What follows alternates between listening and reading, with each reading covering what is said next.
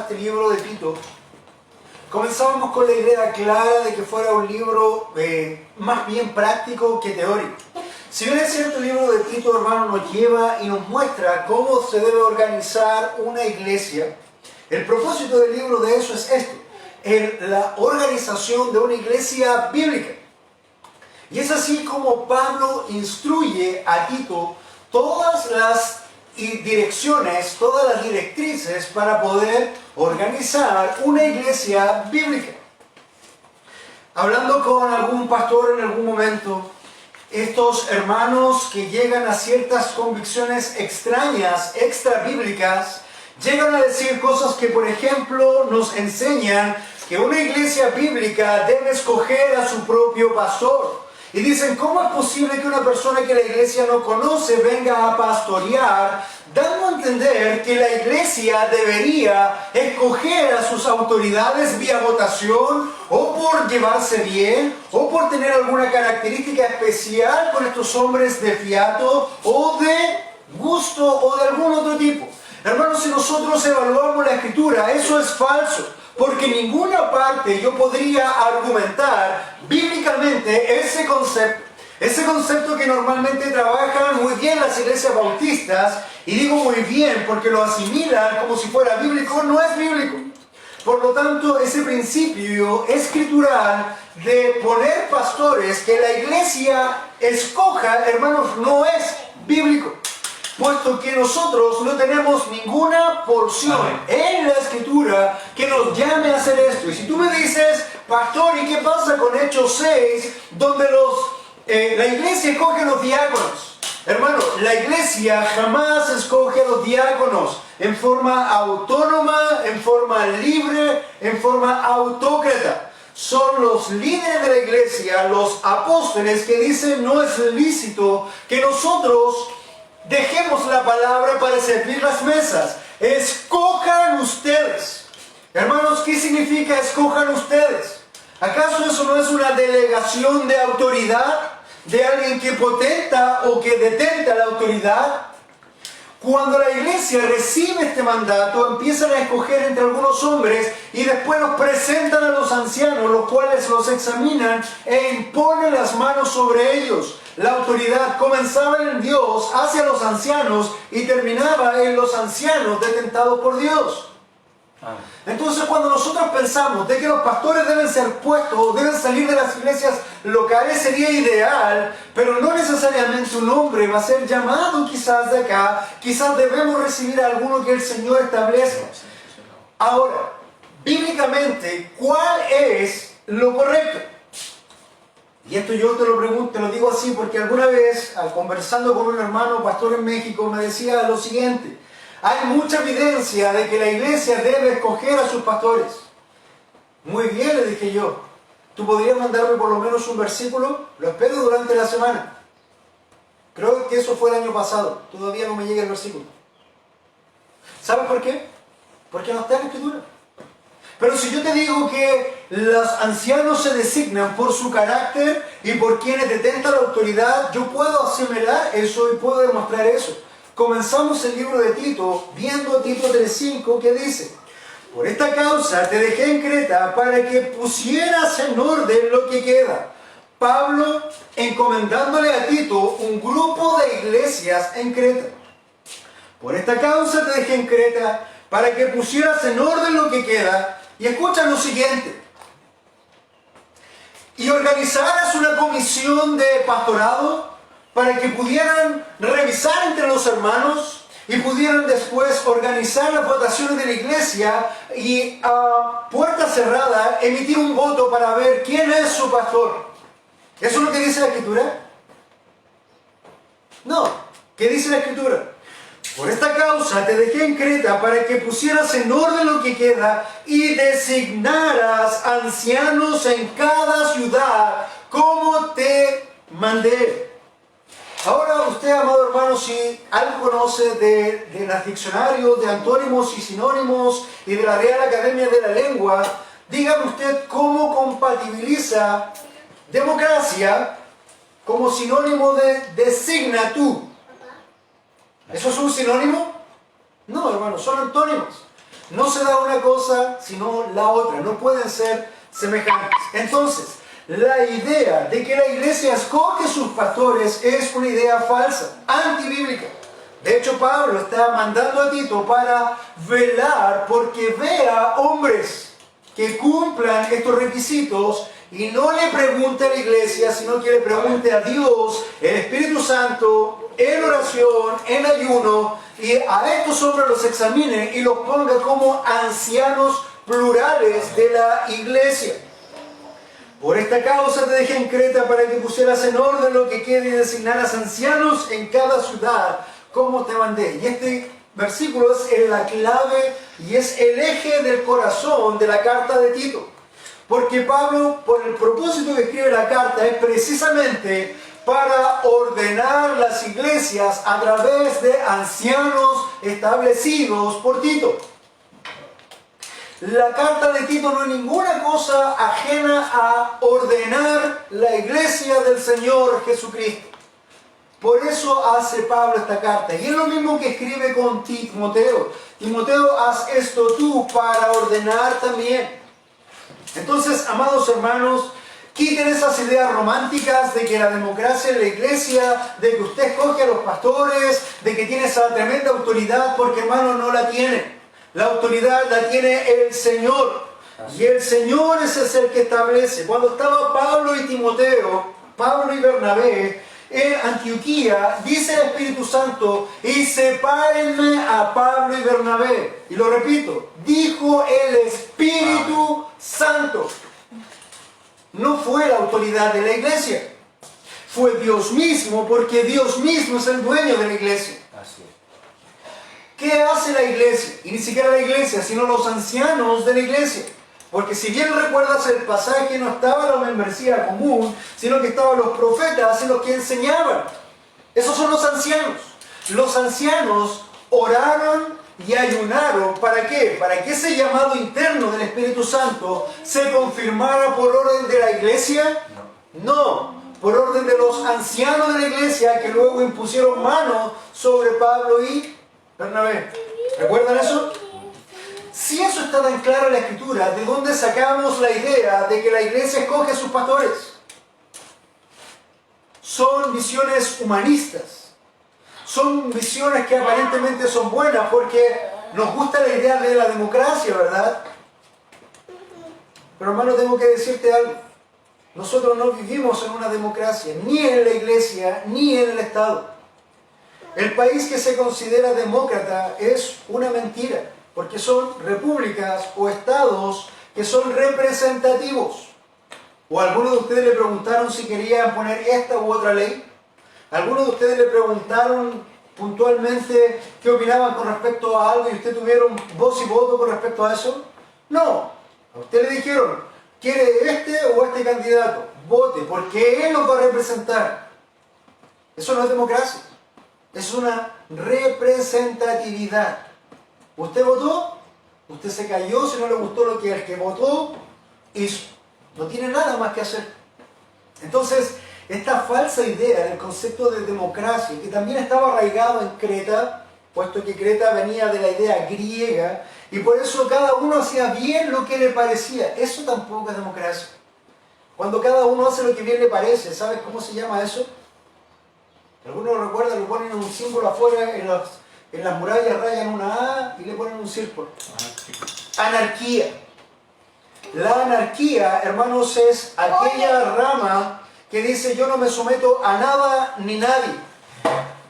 Eso, hermano, es anarquía. Y la anarquía procede del soberbio, procede del orgullo y procede de alguien que no quiere someterse a ninguna autoridad. Eso se llama anarquía. ¿Usted sabe quién fue el primer anárquico? Satanás. Pero no se llamaba Satanás, se llamaba Lucero. Estaba ahí en el tercer cielo cuidando y guardando el trono de Dios y en su corazón pensó, yo no debería someterme a este Dios, yo debería mandarme solo, de hecho yo debería ser Dios. Así es. ¿Por qué yo debería someterme a las autoridades? ¿Por qué yo debería someterme a las autoridades de la iglesia? ¿Acaso el Espíritu Santo no está en mí? Dijo Coré. Así es. ¿Qué pasó con Coré? El Señor, dando señal de que sí, Él pone autoridades, tragó a Coré. Y hermanos, así es como comienza este último enseñanza del libro. Nos queda al final la despedida. Pero vamos a ver el día de hoy, en Tito 3, del 8 al 11, las indicaciones finales para su iglesia y sus autoridades. Y Pablo le escribe y le da indicaciones a Tito, cómo debería ser el liderazgo, pero también indicaciones para la iglesia. Vamos a ir separando este pasaje, vamos a leerlo. Está ahí del 8 al 11, si usted tiene su Biblia, versión de las Américas, que la que usamos en la iglesia, es así, dice: palabra fiel es esta, y en cuanto a estas cosas, quiero que hables con firmeza, para que los que han creído en Dios procuren ocuparse en buenas obras. Estas cosas son buenas y útiles para los hombres, pero evita controversias necias, genealogías, contiendas y discusiones acerca de la ley, porque sin provecho y sin valor. Al hombre que cause divisiones después de la primera y segunda amonestación, deséchalo, sabiendo que el tal es perverso y peca, habiéndose condenado a sí mismo. Amado Dios, vamos delante de su presencia en esta hora. Queremos rogar, Señor, por su sabiduría. Queremos rogar, Señor, para que usted dirija este tiempo de enseñanza, que sea su palabra y no la mía la que sea expuesta. Señor, ruego que este Espíritu Santo tome control de este hombre. Señor, que este predicador no sea influenciado por cosas del mundo, con pensamientos del mundo o con estructuras, sino que seas tú hablando a tu pueblo. Señor, con temor y temblor nos acercamos una vez más delante de tu presencia, porque no importa el número de los que estés presente, sino que importa que tú estés presente. Señor, y si hay uno presente, entonces tú, Señor, gobiernas como el Dios Todopoderoso en tu iglesia. Damos gracias en esto, Señor, y pedimos tu guía en el nombre de Jesús. Amén.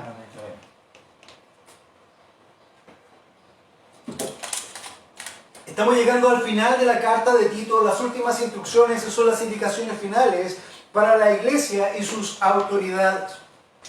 El primer punto que quiero compartir con ustedes está en el versículo 8 y lleva por título Hablando con firmeza. Hablando con firmeza. Hermanos, el liderazgo de la iglesia no puede ser un liderazgo blando. No puede ser un liderazgo que no tenga el carácter o la firmeza suficiente para ordenar lo que debe ser ordenado por mandato de Dios. Porque los hombres, por naturaleza, pensando más en las ovejas que los cabritos, pensando más en las ovejas que los cabritos no quieren someterse, los cabritos no quieren la palabra de Dios, los cabritos, hermanos, no quieren estar bajo autoridad. Y si llega una de esas personas a la iglesia, va a tratar de imponer su norma y no quiere establecerse o ceñirse a las normas de la iglesia. De hecho, va a tratar de envenenar, va a tratar de quebrantar, va a tratar de dividir la iglesia, porque él tiene su propia visión de las cosas, porque él tiene su propia norma de vida, porque él tiene su propio fin. Si las autoridades de la iglesia, hermanos, no hablan con firmeza, ni demuestran firmeza, entonces una iglesia podría ser fácilmente quebrada.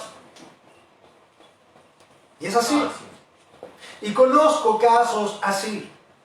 Años atrás, en una iglesia donde yo no era pastor, era bastante joven, se levantó un candidato a pastor, pero el candidato no reunía los requisitos de la escritura para ser pastor, pero se estaba imponiendo por la fuerza, amenazando a la iglesia y tratando de que a su medida lo pusiera como el pastor oficial de la iglesia.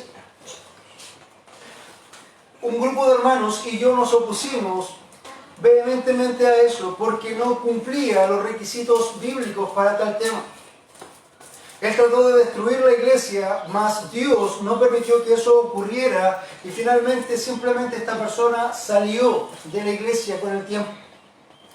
Se fue a otra iglesia que tenía años de tradición, templos grandes, 200 miembros por lo menos, y en un momento el pastor de esa iglesia bautista, ellos tienen un solo pastor, me llama por teléfono y me dice: hermano Hugo, tenemos este problema con este hermano. Nosotros sabemos que trató de hacer división en la iglesia allá. ¿Qué hicieron ustedes? Yo le dije: primero que todo, pastor, yo no soy pastor. Segundo, la iglesia que usted maneja o que usted administra no es mi iglesia, ni la conozco. Y tercero, yo no he sido llamado a involucrarme en temas ajenos de iglesias que no son mi iglesia. Por lo tanto, yo no podría dar una opinión ni inmiscuirme en un tema. Nosotros hicimos lo que teníamos que hacer en nuestra iglesia. Nada más. Al tiempo después, 2 o 3 meses, ese hombre había dividido la iglesia y se llevó la mitad de la iglesia a otro lado. ¿Por qué? Porque el carácter del liderazgo debe ser firme. Debe ser firme. Y así lo establece. En cuanto a estas cosas, ¿qué cosas? Recordemos que esta carta está siendo enviada a Tito para ordenar la iglesia o las iglesias que quedaron en Creta, donde la característica de la gente era ser cretinos, eran necios, eran rebeldes, tenían muchas cosas puntuales. Pero los hijos de Dios, hermanos, no son cretinos. Los hijos de Dios no son rebeldes. Que tú vivas en Creta, que tú vivas en México, que tú vivas en Chile, eso no quiere decir que tú vas a asimilar el molde de donde tú vives. Un hijo de Dios ha sido deshecho y tiene un nuevo molde. Y el molde que el Hijo de Dios tiene ahora es el molde del Hijo del Hombre. Es el molde de Jesús. Por lo tanto, un hijo de Dios ya no es cretino. Un hijo de Dios ya no es rebelde ni soberbio. Un hijo de Dios ha dejado atrás todo lo que tiene que ver con el mundo porque ha muerto el mundo y ahora se asemeja a Cristo. Por lo tanto, no hay cretinos en la iglesia, no hay soberbios en la iglesia. Hay hijos de Dios inmaduros que están avanzando. Pero si yo sigo pensando y sigo quedándome en esa negligencia, en esa soberbia, en ese sentir de ser cretino, en esa no someterme a la autoridad, entonces ¿eso qué quiere decir? Que yo no he sido llevado al molde de Cristo, sino que todavía tengo el molde asimilado de este mundo. Hermano amado, de partida esto ya es para ti. Y te pregunto, ¿qué molde tienes tú? ¿Cuál es tu molde? ¿Qué es lo que guía tu vida? ¿Lo que yo quiero, lo que el mundo dicta o lo que Dios dice? Hablando con firmeza en cuanto a estas cosas. Esto es un resumen, por lo tanto vamos a hacer un breve resumen de lo que hemos visto hasta aquí. ¿Qué cosas designan ancianos que cumplan requisitos? Hemos visto que es Tito el que designa a los ancianos. Hemos visto que es Tito el que tiene la responsabilidad delante de Dios de encontrar a estos hombres y poder ponerlos en la obra. Ancianos plurales. También dice que estos hombres deben tener la capacidad de tapar la boca a los rebeldes. También lo hemos visto. ¿Te imaginas un liderazgo que sea exiguo, así, pusilánime? Hermano, por favor, no hable así. Ay. Lo van a hacer pedazos, ¿verdad? Todos tienen en la mente esta idea de los sacerdotes, los curas católicos que hablan, que casi no, ni se escucha lo que hablan. Son tan santos que ni una mosca se escucha. Hermanos, ese no es el carácter del liderazgo de la iglesia. ¿O tú piensas que Jesús tenía ese carácter cuando estaba dando vuelta a los templos, las mesas de los templos? ¿O tú piensas que Jesús tenía ese carácter cuando miraba de frente a los fariseos y le decía: ¡zorras! Ustedes son sepulcros blanqueados. Ustedes son de su padre el diablo. ¿Se imaginas a Jesús hablando así? No se vayan a ofender. Hermano, el carácter de la iglesia y de liderazgo debe ser con firmeza. tapar la boca a los rebeldes. No solamente eso, también enseñar la sana doctrina es parte del liderazgo, es parte de todas las cosas que Pablo le está diciendo a Tito. También debe enseñar a los creyentes según su grupo etario. Recuerden que enseñamos que los ancianos, que no eran los ancianos que gobernaban la iglesia, sino que los hombres mayores de la iglesia tenían que tener ciertas cualidades y características. Las ancianas, que no eran pastoras, sino que mujeres mayores o mujeres que por lo menos fueran maduras y que fueran casadas, ella debía enseñar a las otras mujeres, hermanas, no en un púlpito, no enseñándoles doctrina, no enseñándoles grandes cosas teológicas, sino que enseñando con su vida qué cosa. Primero, que eran mujeres casadas que se sometían a su esposo. Una mujer casada hoy que se someta a su esposo debería ya tener un doctorado en vida cristiana, porque eso, hermano, ya es tremendo. ¿Cuántas mujeres hoy quieren someterse a sus esposos? ¿Has visto el movimiento feminista? Hermanos, eso es lo que hoy día se está enseñando en las iglesias, o se está metiendo e infiltrando en las iglesias. ¿Tú piensas que las jovencitas que están levantando un puño morado van a ser mujeres que se sometan a sus esposos? ¿Dónde estás tú, esposo o padre cristiano o madre cristiana, que debes guardar y proteger a tu hija de esa influencia satánica? No, papá, ya no voy a la iglesia porque ahora soy feminista. Mujeres que sean sujetas a sus esposos, primero, y mujeres que tengan hijos en piedad. Esas mujeres pueden enseñar a las mujeres más jóvenes a hacer lo propio. No mujeres que tengan una página web que 20.000 personas la sigan y ahora yo puedo enseñarte. Hermano, esa mujer no tiene ningún carácter para hacer nada. Nadie le ha mandado a hacer esto. Ah, pero hay que seguir a la esposa tanto, a la esposa del pastor tanto, porque ella tiene tremendo ministerio. Hermanos, eso no es bíblico. Hay un predicador que es bastante bueno a nivel bíblico. Él se llama Paul Washer. ¿Tú conoces los ministerios de la esposa de Paul Washer? ¿Lo has visto en las redes sociales? De hecho, te pregunto, ¿conoces a la esposa de Paul Washer? ¿La has visto alguna vez siquiera? ¿Sabes cuál es el ministerio de ella? Cuidar a su esposa, cuidar a sus hijos. A su esposo, cuidar a sus hijos. Y ese es el ministerio que está llevando a cabo, y por eso su esposo puede tener tremendo ministerio, porque están en línea con lo que el Señor está diciendo. Muchos me apedrearían por escuchar esto hoy día, sobre todo, y lo hicieron cuando critiqué ministerios como Aviva Nuestros Corazones. Ese ministerio no es bíblico.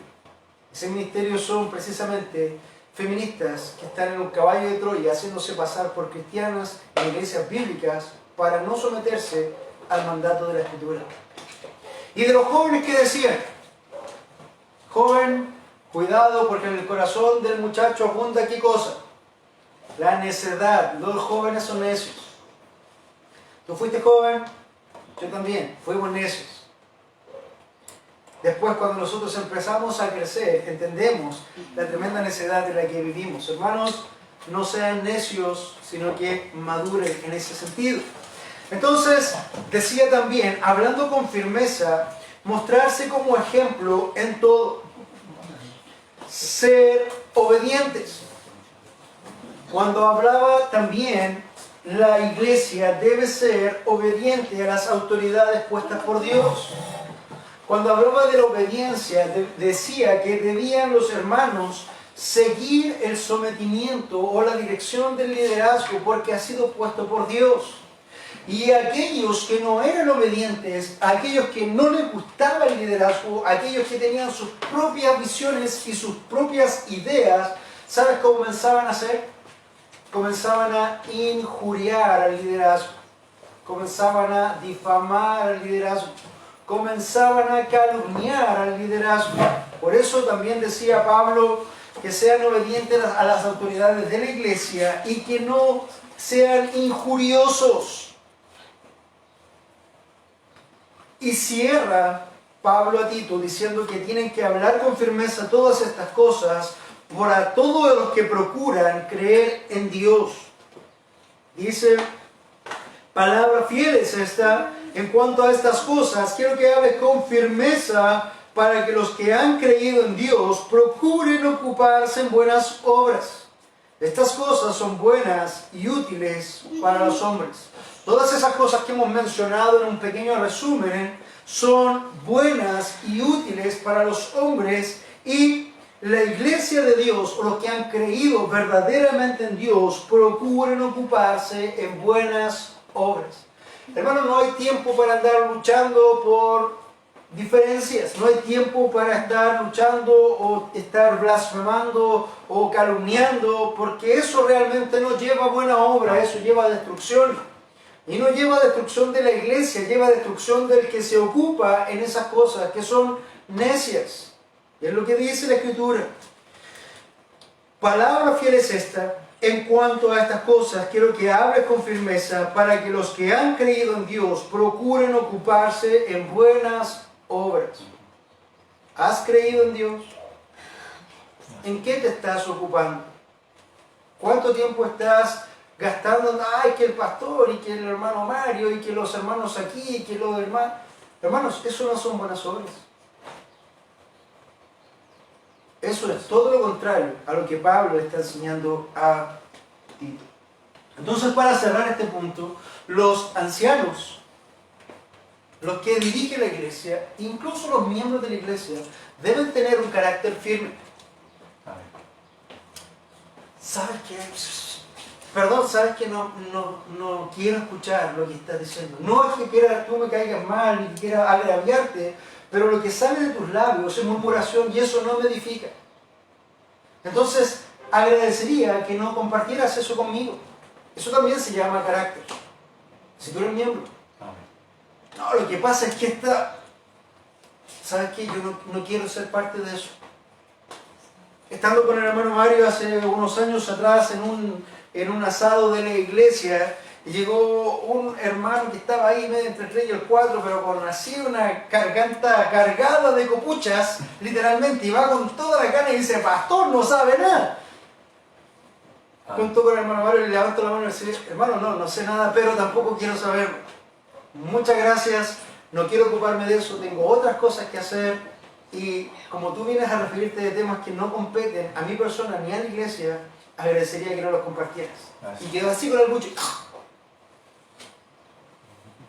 Retrocedido, sentado y enojado. Porque no pudo sacar lo que era. Entonces, hermano, usted también debe tener carácter. No solamente el carácter debe tenerlo el liderazgo, sino que también la membresía para cuidar y proteger la iglesia de Dios. No mi iglesia. Cuando hablo de mi iglesia, no la iglesia del pastor tanto, del diácono tanto, sino que la iglesia de ¿quién? Del Señor. Si esta es una iglesia bíblica, no es mi iglesia, es la iglesia del Señor. Por lo tanto, sí debemos hablar con firmeza, amados hermanos, para cuidar, proteger y también hacer crecer la iglesia de Dios. Hablando con firmeza, capítulo 3, 8. Un segundo punto que yo quisiera compartir con ustedes en esta mañana es evitando controversias necias. El versículo 9 del capítulo 3 nos dice: pero evita controversias necias, genealogías, contiendas y discusiones acerca de la ley, porque son sin provecho y sin valor. Recordemos que en Creta no solamente había cretinos, fuera de los cretenses, que estaban luchando con su propia carnalidad, con su propia bestialidad incluso. Recuerda que le decían, ustedes son bestias glotonas, le decía el profeta, sino que también ellos estaban luchando con la influencia judaica. No solamente estaban con la influencia gentil de este asunto de los dioses y del politeísmo, sino que habían otras facciones dentro de la misma iglesia que tendían a judaizar. Entonces en las iglesias se levantaban hombres que decían, pero yo soy más importante que tú porque yo desciendo de la línea de Leví. De hecho, yo podría ser el sacerdote en esta iglesia, pensando que todavía no hay claridad. Y no va a faltar el que decía, no, pero yo quizás soy el Mesías porque vengo de la línea de Judá. Y empezaron a preocuparse de las genealogías y de cosas que no tenían sentido en el tiempo de la iglesia, puesto que ellos estaban en ese tiempo, y empezaban a malgastar su tiempo en ver su origen. Hace un tiempo atrás en el discipulado llegó un varón mayor y él decía, lo que pasa es que yo soy de la tribu ¿de qué tribu era? Algo de una tribu, no, algo de una tribu media extraña. Pero él llegó con esta credencial, no, yo vengo acá, pero yo soy, quiero dejar acá claro que yo soy de la línea de tanto, de una línea española de no sé qué cosa, ya ni recuerdo. Ah, sí, le dijimos nosotros. Creo que duró una clase de discipulado. Hermanos, las genealogías, en este caso, o todo ocuparse de esta línea de tiempo, si bien es cierto estamos hablando del judaísmo, lo que en el fondo demuestra es una soberbia y una idolatría. Yo soy más importante que tú. Ese es el punto. Y de hecho no solamente Pablo lo indicó a Tito, sino que también a Timoteo, en otro lugar, también lo dijo, porque los judaizantes tenían esto. Donde ellos llegaban, comenzaban a jactarse de la ley y jactarse de la genealogía, y eso estaba totalmente en contra de lo que el Señor estaba trabajando y estaba estableciendo. Primera de Timoteo 1, 3 y 4 nos dice lo siguiente. Dice, como te rogué al partir a Macedonia, Pablo hablándole a Timoteo, que te quedaras en Efeso para que instruyeras a algunos que no enseñaran doctrinas extrañas, ni prestaran atención a mitos y genealogías interminables, lo que da lugar a discusiones inútiles en vez de hacer avanzar el plan de Dios, que es por fe, así te encargo ahora. Esto no era solamente un problema de Creta, esto no era un problema solamente de Pablo, sino que estaba en todo el mundo asiático, donde habían prosélitos judíos. Ellos se sentían mejores que los demás, por lo tanto se ocupaban de la genealogía. No, mi precedencia. Yo tengo un pedigrí mejor que el tuyo. Yo soy de alta alcurnia. Eso es como una línea casi aristocrática que nosotros todavía vemos en Chile. A pesar de que ya no existen títulos nobiliarios, todavía vemos diferentes personas o familias aristócratas en Chile. Pero hermanos, eso equivale simplemente a la soberbia. Y como Pablo le decía a Timoteo, eso no ayuda en nada al esparcimiento del reino de Jesucristo. No tiene nada que ver. Pero no solamente te ocupes de las genealogías, sino que también evita las contiendas y disensiones acerca de la ley. No, yo no puedo comer sangre porque está establecido. No, debe guardar el día de reposo. ¿Cómo se te ocurre no circuncidar al niño? Y empezaban a imponer leyes que eran de la ley y cargaban con contenciones y disensiones acerca de la ley. ¿Es lícito hacer esto? ¿Es lícito hacer lo otro? Y de hecho todavía eso ocurre en las iglesias evangélicas. Muchas iglesias evangélicas tienen esta idea de la ley en sus mentes. Yo he escuchado, por ejemplo, a pastores decir, tú puedes comer de todo, no se te vaya a ocurrir comer prietas. No, tú puedes tomar de todo, pero vino no puedes tomar. Y de hecho tratan de, por la ley, hacerse más grandes que los demás. Había una vez un campamento de pastores bíblicos bautistas. Tres pastores conversando para ver cuál de ellos era más santo. Entonces, hablando del tema del vino, uno dijo a otro, le dijo, mira, yo cuando tengo alguna necesidad, por más que necesito un chicle, yo no entro a una botillería por nada. Y aunque vaya a comprar un chicle, yo no entro a una botillería. Santo. ¿Qué dijo el otro?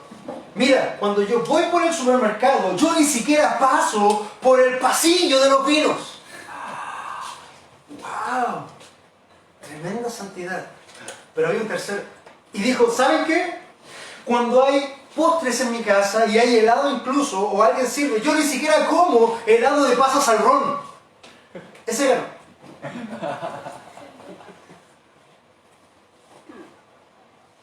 ¿Pero se dan cuenta de la estupidez? Perdón por decirlo así, pero no hay otra palabra. Eso es ser estúpido. Porque te ocupas de cosas que el Señor jamás ha dicho. te ocupas de cosas que no tienen ningún sentido y generan contiendas y disensiones acerca de la ley. Solamente para cerrar este punto, ¿cuál es importante la ley mosaica en nuestros tiempos? Por favor, si usted me acompaña a Colosenses, y acompáñenme porque esto es importante para que usted lo entienda. Colosenses, capítulo 2. Colosenses, capítulo 2, versículos 16 y 17. Escuchen lo que dice la palabra de Dios. Pablo hablando a Colosas, capítulo 2, 16 y 17. Dice, si lo escribí bien, déjenme ver. Por tanto, que nadie se constituya en vuestro juez con respecto a comida o bebida. ¿Qué cosa establecía la ley? Comida o bebida. ¿Qué dice el apóstol? Por tanto, nadie se constituya en vuestro juez con respecto a comida o bebida. Colosenses 2, 16 y 17. Por tanto, que nadie se constituya en vuestro juez con respecto a comida o bebida. No, hermano, tú no puedes comer prietas. No, tú no puedes tomar vino. Se están poniendo como jueces delante de ti. Después dice, o con cuanto a día de fiesta, o luna nueva, o día de reposo. Y aquí hay un cambio brusco de la ley. Porque si tú bien recuerdas, en el mismo libro de Números hay un momento donde hay un extranjero que recoge leña en el día de la ley. Y es tomado por el pueblo de Israel y lo llevan delante de Moisés y le dicen, ¿qué debemos hacer con este hombre? Porque estaba trabajando en el día de la ley. Moisés le dice, déjenlo aparte, yo voy a consultar al Señor para ver qué debemos hacer con ese hombre. Y cuando Moisés le comenta de este hombre, el Señor le dice, el tal, por violar el día de reposo, irremisiblemente muere. Es un antiguo pacto. Ese hombre que había recogido ley en el día de la ley debía morir de boca de Dios. Ahora en el nuevo pacto, escucha lo que dice el apóstol. Y dice, por tanto nadie te juzgue y se constituya vuestro juez con respecto a comida o bebida, o en cuanto a día de fiesta, o luna nueva, o día de reposo. Cosas que solo son sombra de lo que han de venir, pero el cuerpo pertenece a Cristo. ¿Se dan cuenta de los cambios que hace Dios en este nuevo pacto? Es ahí, hermanos, donde nosotros debemos entender que debemos evitar controversias necias que no nos van a llevar a nada, como las genealogías o las contiendas y disensiones acerca de la ley, porque eso no establece el avance del reino de Cristo. Cuando yo hablo de que debemos someternos a la ley, estoy hablando de que la ley de Cristo, muchos de los mandamientos son parte de la ley de Cristo. Por ejemplo, todo aquello que está reafirmado en el nuevo pacto es lo que corresponde también a lo que dice el antiguo pacto. Pero por ejemplo el día de reposo no está reafirmado en el nuevo pacto. De hecho Pablo dice que nadie te puede juzgar ahora en este tiempo. Ahora nosotros entendemos que en el día de reposo Dios había apartado un día especial para ello. Pero en el nuevo pacto, en el antiguo pacto un día era del Señor. En el nuevo pacto, ¿cuántos días son del Señor? Todos. ¿Te das cuenta? Todos son días del Señor, porque tú perteneces al Señor. En el antiguo pacto, lo que pertenecía al Señor, de los ingresos, ¿cuánto era? El 23.3, que se conocía como el 10, ¿verdad? En el nuevo pacto, ¿cuánto pertenece al Señor? Todo. Todo. Todo. ¿Entendemos la diferencia? Porque nosotros pertenecemos a Dios. Si hemos sido comprados, todo lo que nosotros somos, todo lo que nosotros pensamos, todo lo que nosotros creemos, todo lo que nosotros tenemos, pertenece a Dios. Todo.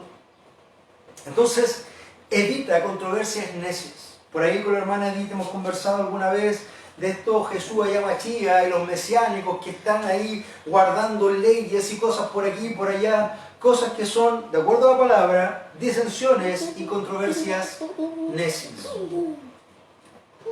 ¿Qué gano yo con ponerme una equipa? ¿Soy más santo? No. Quizás podría hacer un holocausto, es rico, ¿verdad? Un aceite. Bueno. Pero hermanos, cuídense de las controversias necias. Y si usted como cristiano escucha hablar a estos grupos, no se meta ahí. Trate de mostrar y compartir el evangelio si puede, pero no se meta a discutir de que yo soy más santo que tú por esto y por esto otro, porque hermano, eso no tiene que ver con Dios. Eso no tiene ni provecho ni es de valor alguno. ¿Y por qué se lo dice así Pablo a Tito? Porque él tiene que ordenar las iglesias y las iglesias deben crecer en santidad, deben crecer en calidad y deben crecer en número. Por lo tanto, si nos ponemos a discutir así, hermanos, eso no va a crecer, sino que va a ser una lucha de contienda. No va a haber ningún beneficio ahí, solo desorden. Solo desorden. Alguien va a ser como una pelea de pulpos, no se entiende nada. Y eso ocurre, hermanos. Eso ocurre en las iglesias. Usted que viene de iglesias, ¿cuántas veces ha escuchado peleas necias por cosas absurdas? Que el color de la iglesia, que el desayuno de esto, que este asunto de acá, que el tema allá, cosas que no tienen ningún sentido, hermano, y nos gastamos y nos desgastamos en eso. Y ahora, después de hablar con firmeza a las autoridades de la iglesia y a los miembros de la iglesia y de evitar las controversias necias, Tito es amonestado de parte de Pablo, de una buena forma amonestado, para desechar a los que causan divisiones. No solamente debe ordenar poniendo ancianos, no solamente debe enseñar en doctrina y enseñanza, no solamente debe enseñar a los grupos etarios conforme a todo lo que está estableciendo, no solamente debe enseñar a evitar contiendas para el avance del reino, sino que también debe tener el suficiente criterio, carácter, amor, sabiduría, ¿para qué? Para cortar a los que causan divisiones. Esto suena fuerte en el contexto cristiano erróneo que dice, oye, pero qué falta de amor. ¿Cómo es posible que se pueda hacer eso? ¿Cómo están echando a los hermanos? No lo dice el pastor, ni el diácono, ni el seminario. Lo dice el Señor a través de Pablo, inspirado por el Espíritu Santo, y dice lo siguiente, escuche por favor, 3, 10 y 11 de Tito.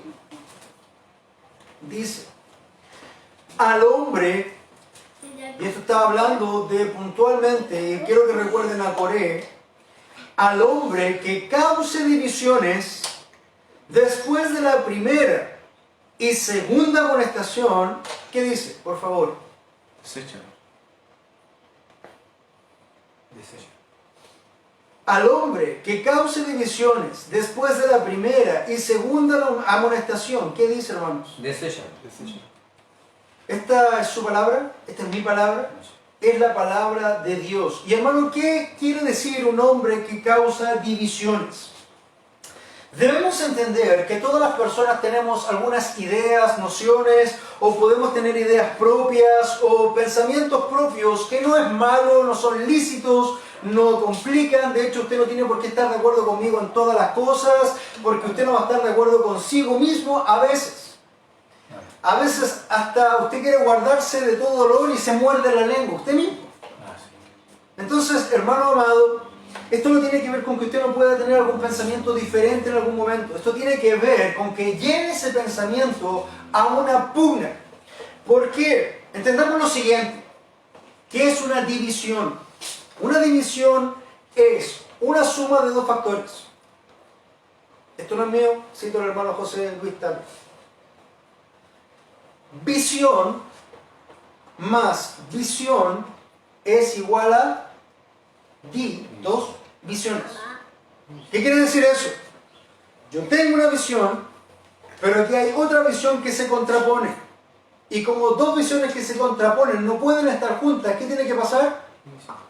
División.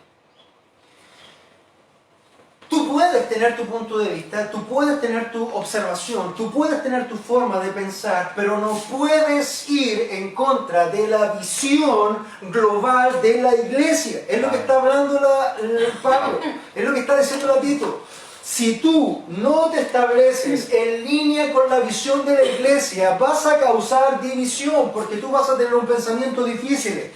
Ellos lo hacen así, ¿no? Yo pienso que esto debería ser así. Esto lo hacen de esta forma, ¿no? Yo creo que debería ser de esta otra forma. Pero hermanos, ¿qué establece el mismo Pablo antes? Que la iglesia, un verdadero creyente, debe ¿qué? ¿Someterse a quiénes? A las autoridades. Si yo pienso diferente, hermanos, aún así debo estar sometido a la autoridad y evaluar. Eso es lo que está diciendo la Escritura. No llevar mi visión al extremo de generar un choque o empezar a causar división o socavar. ¿Qué hizo, por ejemplo, Coré? Coré fue de frente al líder de la congregación, a Moisés, y le dijo, yo pienso esto y esto y esto de ti. ¿Qué hizo Coré? Empezó a soliviantar al pueblo. ¿Sabes qué? Mira, yo creo que yo creo que Moisés lo está haciendo mal. Yo creo que yo lo haría mejor, tú piensas así, mira, acompáñame. Y convenció a muchos. Finalmente, cuando fue confrontado Coré, el Señor lo destruyó junto a su familia y a todos los que le siguieron. Una cosa que Dios odia es ese tipo de cosas. Y no solamente pasó con Coré. ¿Recuerdan a Absalón? ¿Quién gobernaba? David era el rey. Y era un buen rey. Pero Absalón se ponía a los pies del palacio antes que la gente llegara a consultar al rey David y le decían, ¿para qué vas a David si yo soy mejor que David? Ven a mí, yo te soluciono todos los problemas. Y empezaba, dice la Escritura, a ganar el corazón del pueblo. Visión, división. Y siempre va a ocurrir lo que debe ocurrir. Siempre va a llegar a que uno que está en contra de la visión va a morir en el camino. Cuando se generó la división entre Moisés y Coré, ¿qué murió? Cuando se generó la división entre David y Absalón, aunque David no quería de su corazón que esto pasara, ¿qué murió? Absalón. Hermanos, esto es tremendo, porque son dos trenes que van a chocar y tarde o temprano esto va a ocurrir, porque no pueden haber dos visiones contrapuestas para que una persona pueda seguir. Imagínate lo siguiente, tienes dos remeros en un bote y uno quiere ir al norte y el otro quiere ir al sur y se ponen a remar con todas sus fuerzas, uno hacia el norte y el otro hacia el sur. ¿A dónde van? A ninguna parte. Eso es lo que ocurre. Por eso Tito tiene que tener esta capacidad y esta sabiduría de cortar, de sacar, de expulsar a los que están causando divisiones. Porque eso es sano.